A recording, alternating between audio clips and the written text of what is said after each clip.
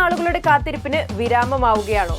ISL പുതിയ സീസണിന് ഫെബ്രുവരിയിൽ kick ഓഫോ? വരുന്ന ഇന്ത്യൻ സൂപ്പർ ലീഗിന്റെ പുതിയ സീസൺ അടിമുടി മാറ്റത്തിലേക്കോ? ISL 12ാം സീസണിന് പന്തുരുളാൻ പോകുമ്പോൾ എന്തൊക്കെയാണ് പുറത്തുവരുന്ന തീരുമാനങ്ങളും നിലനിൽക്കുന്ന അഭ്യൂഹങ്ങളും?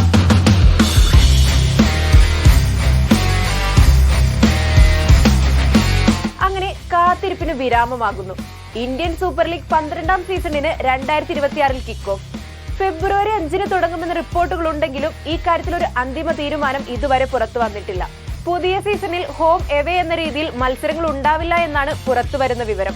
പകരം 2-3 സ്റ്റേഡിയങ്ങൾ മാത്രം കേന്ദ്രീകരിച്ച് മത്സരം നടത്താനാണ് ഇപ്പോഴത്തെ തീരുമാനം. അഖിലേന്ത്യാ ഫുട്ബോൾ ഫെഡറേഷനും ക്ലബ്ബുകളും തമ്മിൽ കഴിഞ്ഞ ദിവസം ചേർന്ന യോഗത്തിലാണ് ഈ തീരുമാനമുണ്ടായത്. സാധാരണ സെപ്റ്റംബർ മുതലാണ് ISL ആരംഭിക്കുക. എന്നാൽ പലവിധ കാരണങ്ങളാൽ സീസൺ തന്നെ അനിശ്ചിതത്വത്തിൽ മുങ്ങിയിരുന്നു.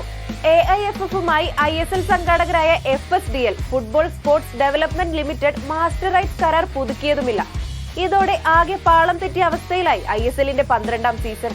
ഇതിനെല്ലാം പരിഹാരമായി വാണിജ്യ പങ്കാളിയെ കണ്ടെത്താൻ ഫെഡറേഷൻ ശ്രമം നടത്തിയെങ്കിലും ഒന്നും വിജയം കണ്ടില്ല. ഒടുവിൽ ഇപ്പോൾ ഒരു രൂപരേഖ അവതരിപ്പിച്ചിരിക്കുകയാണ് ഫെഡറേഷൻ.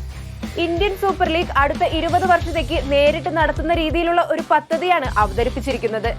ISL-ന്റെ ഉടമസ്ഥാവകാശവും നടത്തിപ്പും ഫെഡറേഷൻ നേരിട്ട് കൈകാര്യം ചെയ്യുന്ന രീതിയിലാണ് ഈ രൂപരേഖ. ജൂൺ 1 മുതൽ പിറ്റേ വർഷം മെയ് 31 വരെ നീളുന്നതായിരിക്കും ഓരോ സീസണും. ഓരോ സീസണിലും ക്ലബ്ബുകളുടെ പ്രകടനം അനുസരിച്ച് തരം താഴ്ത്തലും സ്ഥാനക്കയറ്റവും ഉണ്ടാകും. മോശം പ്രകടനം നടത്തുന്ന ക്ലബ്ബുകളെ തരം താഴ്ത്തുകയും ഇവർക്ക് പകരമായി I ലീഗിൽ നിന്ന് മികച്ച പ്രകടനം നടത്തുന്ന ക്ലബ്ബുകൾക്ക് ISL-ലേക്ക് സ്ഥാനക്കയറ്റവും നൽകും.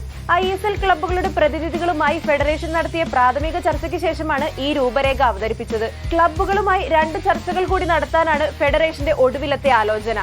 ചർച്ചയിൽ ക്ലബ്ബുകൾ ചൂണ്ടിക്കാട്ടുന്ന നിർദ്ദേശങ്ങൾ കൂടി പരിഗണിച്ച ശേഷം ISL പുനരാരംഭിക്കാനാണ് ഇപ്പോഴത്തെ ധാരണ. പുതിയ രൂപരേഖ അനുസരിച്ച് ക്ലബ്ബുകൾ സീസണിന്റെ തുടക്കത്തിൽ ഒരു തുക പങ്കാളിത്ത ഫീസായി നൽകേണ്ടതുണ്ട്. ലീഗിന്റെ ലാഭവിഹിതം ക്ലബ്ബുകൾക്ക് കൃത്യമായി മടക്കി നൽകുകയും ചെയ്യും.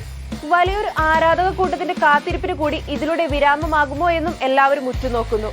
ഇത്തവണയെങ്കിലും കേരള ബ്ലാസ്റ്റേഴ്സ് തങ്ങളുടെ കന്നിക്കിരീടം നേടുമോ എന്നതാണ് ആ ഉറ്റുനോക്കൽ. എന്നാൽ ഇതിനെല്ലാം ഇടയിലാണ് ബ്ലാസ്റ്റേഴ്സ് താരം തിയാഗോയോട് ക്ലബ് ബൈ പറഞ്ഞതും.